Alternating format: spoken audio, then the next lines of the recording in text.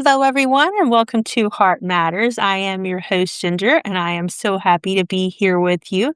If you are listening live, it is Wednesday, October the 1st at 5 p.m. Pacific, 8 p.m. Eastern. I can't believe we're already in October. It's just mind blowing how fast this the year has been going by. I'm going to stop here in the chat and say hi to some people. I see some people here already. Hello, Renee. Happy October to you as well. Good. Hello, Rosie. Glad to see you here as well. So I hope everyone has had a good week. And well, we thought we would mix it up a little bit because for those of you who are regular listeners, we were doing Stranger Things and I was having tech issues and I didn't want to chance it tonight. So I'm not doing Stranger Things. And I also have Serena producing. So I'd like to thank her for producing the show this evening. But I did, before we get started, I did want to tell everyone that we are going to do our game. We've been doing that game for quite a while now, but it's a chance for a free mini bonus reading. So again, you can put your number in the chat. It is 1 through 22 and just put like your time zone and I'll put that in there. So if you would like to play, I would love for you to join and it's a chance for a free mini reading. It's a number 1 through 22. And we're also going to be doing free mini readings later this evening. So without further ado, I do want to get started because we're going to do our free mini readings. This evening, if you're listening live or whenever you're listening, we're going to be going over Oprah Winfrey's birth chart. And for those of you who don't know how I do my readings, I use a little bit of astrology, but it's basic astrology. I'm not going to go really in depth to sextiles and squares and things of that nature. Just mostly looking at the planets. We sometimes look at the houses. And then in addition to the astrology of that, then I'm also a channel. So I'm going to use some channeling abilities. I'm also a certified angel reader and a certified angelic medium. So I'll use some mediumship sometimes, and I also do past life. So you're kind of getting a culmination of astrology, channeling, working with the angels and guides, and picking up past lives. So with Oprah Winfrey, her sun is in Aquarius. So what I get from Oprah is that she's very group oriented, because Aquarius is in the 11th house. That's community. It's groups. They are very authentic, fighting for the underdog. So I get that she's very group oriented. She's community oriented. She's very future oriented because the 11th house also can be futuristic. And she really has this notion to fight for the underdog and humanitarian causes that are important to her. And as many of you know or may not know, she does girls' schools overseas. We also have, I get that she's very intelligent and that she likes to share information, share what she learns, learning to the masses, because that 11th energy is like global, right? The 11th house energy is global. And she also has a grand trident, which really makes her gifted at communication and speaking. And when you add Aquarius to that, that really amplifies all of that.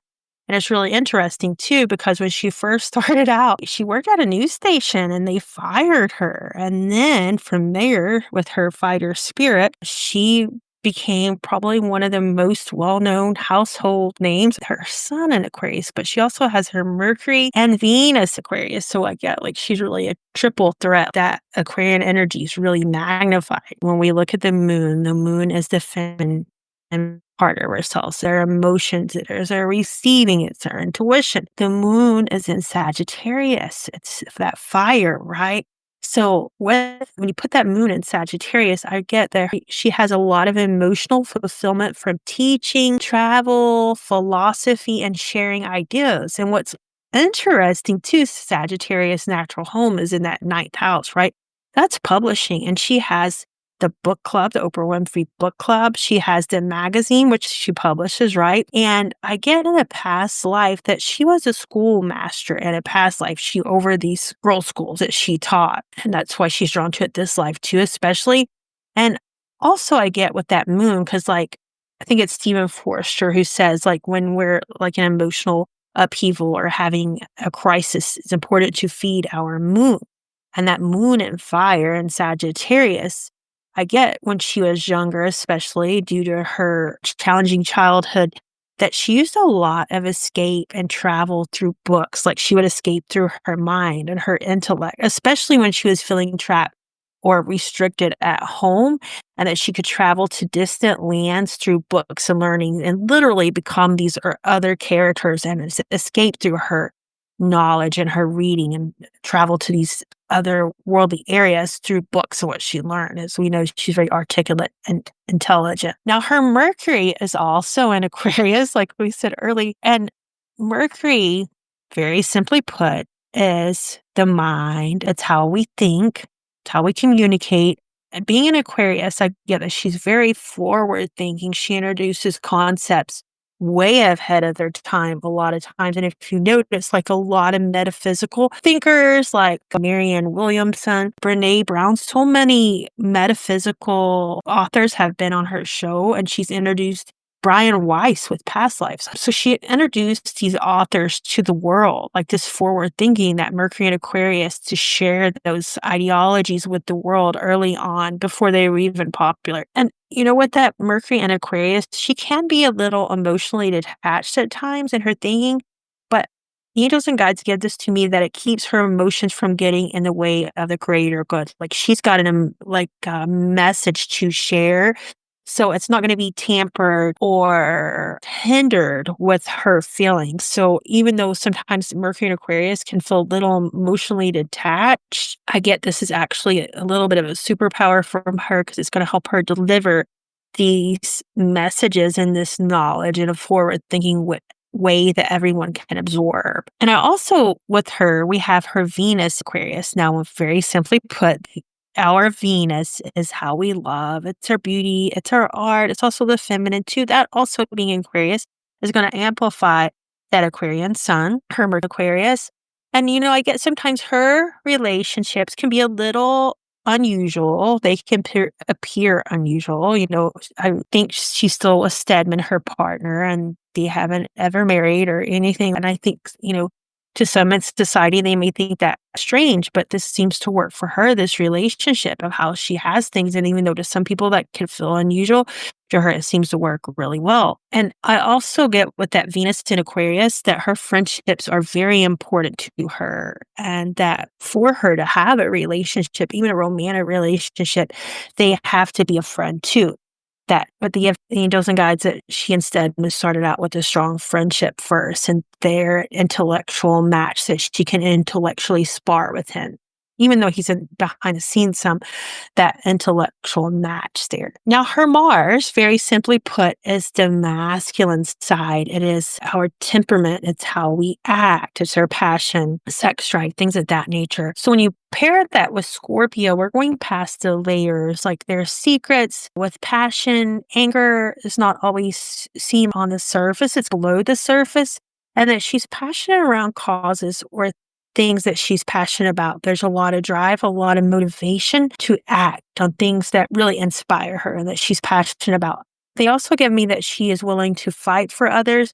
She's also like a little bit of a detective, willing to go through the layers and would be a good detective. I get in the 1800s that she was a sleuth of some sort and she was investigating murder, something like Jack the Ripper. Like she was an investigator then. And then, Mars and Scorpio too, when we look at that, I see a big factor of the alleged family abuse when she was a child playing into this area as well as what angels. And what that Mars and Scorpio too, they call that Scorpio energy a human BS detector. She's going to know somebody. And with that Aquarius, like if they're telling the truth or not. And with that 3 times Aquarius, that Aquarius sun, Mercury and Venus, she's going to call them out on it more than likely, but probably in a eloquent way or a nice way, a diplomatic way, because she has that grand trine here, which makes her a gifted communicator, but she's going to get the point across. And with that 3 times Aquarian energy, she's going to be authentic about it. Sometimes blunt, but that's what's needed because she also has that Sagittarius moon too that's going to get out that truth and authenticity. So her Jupiter is in Gemini. Well, Gemini rules knowledge, rules communication, expression, speech. So it really is a nice combination of these gifts and karmic blessings through communications, right? She has a grand trine in air. She has 3 planets in Aquarius, which are air too. She has the moon in Sagittarius, which is inspirational, inspiring people. And then this Jupiter in Gemini. So this is really her purpose this life. She's living her purpose to communicate this learning that she has, and that moon in Sagittarius, take that learning for Gemini, Jupiter and Gemini, and teach it, become the master of it. So this Jupiter Gemini is her gifts and karmic blessings through communication, through learning, through books. And you can see her living this through her book club, her magazine publishing with that Sagittarius moon. And I get with her, the words they gave me was fire to inspire, that Sag moon. The fire to inspire, which I love for her. Now, it's interesting when we look at her Saturn. Saturn, very simply put, can feel restrictive, rules time. It wants us to master things. It doesn't want us to take any shortcuts. Saturn wants us to put in the time, right? And master it. Well, that's also in Scorpio, like her Mars. So I get what the angels and guides give me is like when she's feeling stifled, and strictness, sometimes it's that Saturn or Scorpio, right? Or keeping secrets, stifled by, especially when she was a child of the alleged abuse. That was that Saturn or Scorpio for her. But with that Sun, Mercury, and Venus in Aquarius paired with that, it's important for her to be authentic and speak her truth. I see an image of like someone coming out, busting out of the ground, like Scorpio, the ground, the layers, the depths, busting out of that to speak her truth and use that depth, those shadows, those perceived wounds and scars to use that, transform that. Because, right, Scorpio is the classical analogy of the phoenix rising from the ashes, that wounded healer to help others through her own shadow work and healing and that strength and that really magnetizing and being part of her Jupiter and Gemini, of these gifts. Now, her Uranus like to speak her truth, because 3 planets in Aquarius wants you to speak that truth, and that Sagittarius moon wants her to be authentic. Uranus, very simply put, it rules Aquarius. So sometimes it can feel shocking. It can come out of the blue. Sometimes it can feel like it just is pulling the rug out from under our feet. Interestingly enough, her Uranus is in Cancer. So what they give me, the angels and guides with this, is that there can be shocking events around her family, upheaval out of the blue with her mother, her family, her stability. And she often talks about how she was being uprooted from her mother, her challenging childhood there. We had the alleged abuse. And then she was sent to live with her father, who was very strict. And then she speaks about her teenage pregnancy from this alleged abuse. So Uranus, Cancer's the mother, is like shocking, shocking motherhood. I think she was like maybe like 12 or 13, maybe 14 when she became pregnant with the child. So that's very much a testament of that Uranus energy. When you pair it with Cancer, it's kind of shocking. You don't see it coming. It's out of the blue. And then the alleged incest and abuse. Next, we have Neptune and Libra. So Neptune, it rules Pisces. And when you pair it with Libra, I'm getting her spirituality through partnerships, this balance, this fighting for justice, these causes that are near and dear to her with that Aquarian energy, wants that authenticity. And her spiritual and moral values and ethics are very important to her. And it makes up who she is and her values. And I get in a past life, she was part of a high court and council in Egypt. People sought out her advice and for counsel. I see her sitting on a throne. She had a very high political position. Now, her Pluto, when we think of Pluto, very simply put, it rules Scorpio, right? So it's transformation, it's rebirth, it's the depth. It's in Leo. So Leo likes the spotlight. Leo likes to entertain. You think Leo, the lion, bravery, courage. Actors and actresses have strong Leo energy. When you put the Pluto house, we get a lot of death and rebirth around the spotlight, right? When she was fired from that news station, she came back with a vengeance. She came back stronger than ever and became a global phenomenon, a global sensation. And interestingly enough, every planet in the zodiac has an opposite or sister sign. Well, the opposite of Leo is Aquarius. So in a past life, she was a priestess who was brutalized and lost her power. And it was something around speaking maybe she was giving readings. I feel like she was intuitive and like she was penalized for that and was brutalized and was defeated. But this life, she came back stronger than ever to speak her authenticity, to share her learning, to share her knowledge. Not only that, but magnify it globally with the masses and share her knowledge.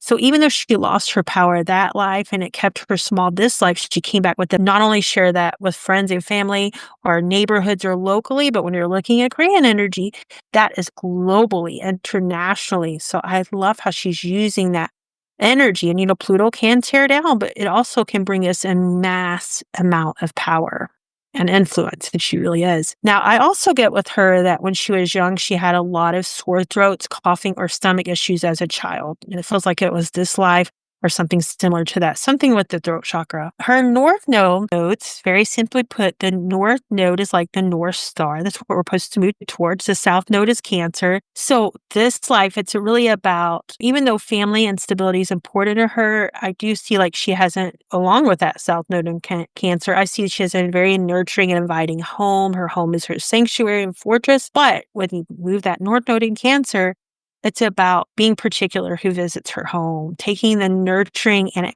ancestral gifts, healing them and the ancestral wounds and turning them. Now, this was when the North Node in Cancer comes part of this. She's done this deep work. She has that Mars of Scorpio to help her with that, healing these wounds and turning them into power and legacy, like she's a household name. Now, when we look at her Chiron, it's also in Capricorn. Chiron is her perceived deepest wound. Most of the time it happens in childhood. So I get she has wounds around her father and his strict nature and how others saw her, that she had to work hard from a child and maybe didn't feel like she got to enjoy her child like others. But because of these experiences, and she often retreated to books as an escape. The books were her healer, and the things that she learned, how she faced and was brave enough to face these shadow aspects of her nature, these depths, really going to those depths, right? With that Mars, the motivation and action, going to these dark places, these shadowy parts, facing them bravely, turning them around, rebirthing them, transforming them, and then using that Aquarian energy to heal the masses. She's really helping heal that Chiron and use it to the best of its ability. And last but not least, her ascendant, she's a Sagittarius rising, which really makes her jovial, inspiring, philosophical, and passionate. And you can just see her charisma is the word that they give me with the masses and how she's just so relatable. And you pair that with that grand trine and air, and it just makes her phenomenal, like a powerhouse when it comes to communication. And to think that a news station hired her, but that would be limited. If she would have stayed with that and not stepped outside of her comfort zone, the angels and guides give me, she would have not reached her full potential of reaching the global masses. So I hope that helps. And I do have someone who has a number here. It's Rosie. The number is, and Tara. The number is between, and I want everyone to keep putting your answers. We're getting there with this. I hope everyone enjoyed about Oprah. We'll probably go over her houses next week just to give everyone a little bit more insight. But I can tell you she's definitely clearly embracing her chart to the maximum capacity of this. Hello, Pamela. It's so good to see you. Pamela says, good evening, Ginger and Luna. Thank you so much, Pamela. Nice to connect with you. We're going to go to a break here at about a minute or two, and that way it'll let everyone get a beverage. But I want to let everyone know over at one2listen.com, I have horoscopes up for October. They are messages for all of the zodiac signs. So it is applicable for your sun, moon, and rising sign. And if you've not yet checked that out, please do. It's absolutely free over at one2listen.com. And we're going to go to a break. And when we come back, we're going to jump into some mini readings. So I will connect with you very soon, and you can get a beverage or something, and we'll connect soon with mini readings. And just keep in mind that we're still doing our game in the chat. Hello, everyone. Welcome back. We do have a winner on our free mini reading game. Congratulations, Tara. The number was 8. So the message for the group, for the number 8, Saturn comes in, and it's about discipline and really structure and spending the time with our responsibilities, setting our ambitions, really staying grounded and a little bit, self-control, really like our eye on the prize type energy. But from that, I do see it helping like financially, especially with passive income or shared resources. So when I'm talking about passive income, that would be like things where if there was some kind of financial endeavor that you had, publishing, royalties from things like that, but also like contracts and investments I see going really good. So really basically put spending the time, the discipline and structure, staying focused with our eye on the prize. So anything around passive income, anything to do like with shared resources or income too, looks like that will really grow and amplify for the group. And if it's not like something like that, just putting in the time, not taking shortcuts and mastering something will bring more money. I see an infinite flow really opening up and helping the group here. So that's the message for everyone, just putting in the time to master something, and it's going to bring positive energy around money. So I hope that helps. And I do have some questions here, and it is the first one that I see is from Tara, and it says, "I'd love a message, Ginger. I'm open to whatever comes through for me today." Absolutely. So what I see for you at this time, Tara, and I don't know if you're familiar with Stranger Things. I kind of feel like you are, the Netflix show. Well, they're saying if you are, it's like you feel like you're in the upside down. Or think of imagining like you had a snow globe and you just turned it upside down and it's like on its top and it's everything's kind of feeling confusing or out of place, like you're in an alternate reality, whether it's work or with communication, even your sleeping patterns can feel off and just like does look like a lot with communication and just things not really feeling yourself. And they're saying this is an effect from the eclipse, but the eclipse season where we've been going through, but that communication is going to turn around. They're saying just a small little trip, a short little trip or something around siblings that feel like friends. Writing, journaling is really going to help reset this information, really clear your mind. Because I see your mind right now feeling like a snow globe that is shook up and things feeling a little bit confusing and out of place, just kind of a little bit discombobulated, and really giving that time to self-care, really doing something for you, giving yourself permission to do things that bring you joy. It doesn't even have to have any kind of outcome. With that Capricorn energy, we often want something tangible that we can see. And they're saying just do something for no reason, just because it's fun for you, and give yourself permission to do that. That looks like it's going to loosen up the ties and restrictions some and help put things back into place. And this soon will be changing this energy, but it will help clear this up for the meantime. And the essential oil that I see for you is patchouli to help ground you. And the stone that I get for you is hematite. So what I'm seeing for you, and hello, Miss Pamela, I see you there as well. So Rosie, what I see for you at this time, even and I kind of see like someone juggling something, just throwing things up in the air, trying to juggle a lot of things, and then kind of like it falling flat, feeling like all these opportunities or all these things that you've worked for so hard is kind of like being taken from you, or there's not enough from it, or someone's holding back. Like something like around lack or even yearning. But your angels and guides are saying it's really important, like where you feel like whether it's money not showing up or a person not showing up for you, that it's important to show up for yourself. If you can show up for yourself and prioritize self-care and your needs, everything else will fall into place. So they're saying, book yourself a massage, go to a nice dinner, buy yourself flowers or an outfit, or just do something nice for yourself. That self-care will help set that balance. And it's showing to the universe that you're prioritizing self-care and showing up for yourself. And then these other areas of life, whether it's finances or a person, that will fall into place as well. And then I see positive messages coming for you. And I also see something around a Libra or Aquarius or Gemini being influential here and bringing a positive message for you. But they're saying it all starts with self-care and showing up for yourself, and everything else will fall into place from that area. The stone for you is rose quartz. That's going to help with love and really that self-care. And the scent for you is also going to be rose essential oil, or even buying yourself roses. It will work just as well. So I hope that helps, Rosie. And something is going on with feed here. So weird because it keeps showing me like most relevant, but when I reload it, I don't know. But I'll make sure I get everyone. Tara says, always so accurate. Even if I don't ask a question, I love your upside down comparison. Maybe I should get it. But yeah, I love that, Tara. One of the things that I want to share with everyone, and so therapeutic, I've been doing a lot of self-care.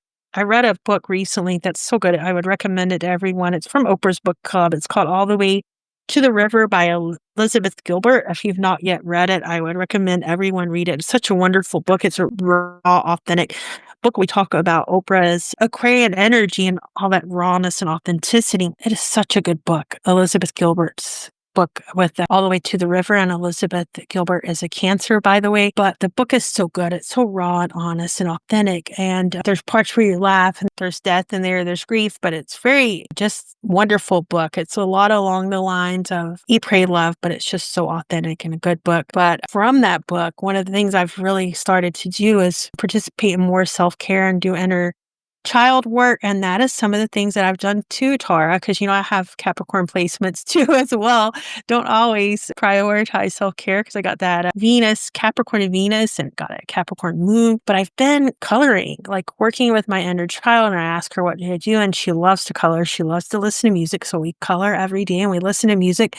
And I've got a coloring app and I love it. And it has different things each day that I color, but it's so good. So I love that you have in there the Strangest Things coloring book, because then you're tending to your inner child too. And all of us can always use that inner child work. It always leaps and bounds of progress. And like when we're feeling blocks, when we work with that inner child, it just is amazing the progress that we can see when we really start to nurture that inner child. So I love it. I love the idea of the Stranger Things coloring book for you. And I see that's perfect.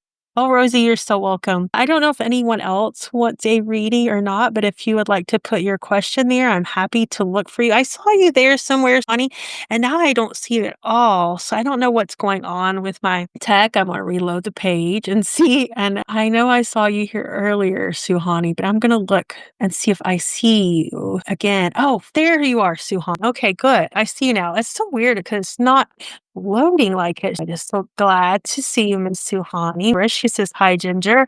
Any messages for me? And absolutely glad to look for you. So what I see for you, Suhani, and this looks good, I do see more and more ease coming with money. They're saying let go of any narratives or any judgment or any criticisms that you have around money. Many of us growing up will hear like, money doesn't grow on trees, things like that. But like get rid of any narratives that are limiting around money, any negative feelings. And they're saying by doing this, really doing this cleanup, this energetic cleanup around money. And they're saying even will help like cleaning out a drawer or closet or part of your room. And it's like you're clearing those things out, what no longer serves you, that you're opening spaces up for money to flow to, because it looks like money is going to start flowing to you better, but it's to let go of those, really start to put these new narratives, look in life, things that are abundant, whether it's the depth of the ocean or the number of flowers in the field or abundance of creativity or friends or whatever. Really looking to that, giving thanks, doing a daily gratitude of these 3 things you're thankful each morning and each night, that can really flip this script and help money flow to you more easily. But it looks like this opening around money is going to come up for you, and this could be as early as Scorpio season, which will be later this month. The angel coming forth for you is Archangel Ariel to help with that. And the stone that I get for you is citrine. So I hope that helps. Oh, hello, Quelly. So glad to see you here. She says, October blessings, Ginger and 1-2 family. Oh, I love that. Yeah, I cannot believe that it is already October. I don't even know where this year has went. I really have no clue. It's just flown by. I really can't believe it does, Renee. My son got me watching it. It is so strange. It's good. I mean, but now I'm going to be honest, like that last season was a little bit gory for me. I did have to turn my head in a lot of parts of it. But it's good characters. It's about friendship, very well written, but that last season was very intense. I had to really turn my head in a lot of it. But now I will say, for a lot of people, it may not be the same. But like for many of you who know that listen to me, I don't watch The Exorcist. I've never seen any of the Freddy movies. I don't watch Saw. I don't watch The Conjuring. Nothing like that. I'm more like Ghostbusters. Yeah, that would probably be it. Maybe Hocus Pocus or something like that. But I really don't watch any scary movies. Anything like that. Not at all. I've never liked them. So at times, Stranger Things was a lot. I didn't watch Game of Thrones. It was too gory. I didn't watch Walking Dead when everyone's watching it. So a lot of times I don't watch anything like that. I did have to hide my eyes a little in that last season of Stranger Things, but it is strange, definitely strange, very well written though. I mostly watch rom-coms, dramas, and like my guilty pleasure reality shows. I love reality shows. I'm a sociology major, so I guess that's part of it. But I do like reality shows. Just a reminder to everyone that today is a sale day at One to Listen. I would love to connect with you there. Also, Heartscopes are up at one2listen.com. They're absolutely free. I can also encourage you to utilize the gratitude board there. That's absolutely free. You can put down your wishes and present times as if they've already happened, and then the advisors will imbue them to help to manifest for you. I would like to thank Serena for producing tonight. She's done a wonderful job. I hope everyone has a wonderful week. And if you've not subscribed to Mark's Power Peak, please do. You can get that absolutely free over at one2listen.com. Just subscribe to the Power Peak. And I hope everyone has a wonderful week. And if there's something next week that you would like to hear, a celebrity, let me know. But probably at this point, we may do Elizabeth Gilbert. And very soon, we're going to have YouTube, and I'm going to have a breakdown of some celebrities there as well. And if you've not yet subscribed to my YouTube channel, please do. But I hope everyone has a wonderful week, and it's always a pleasure connecting with you. Bye-bye, everyone.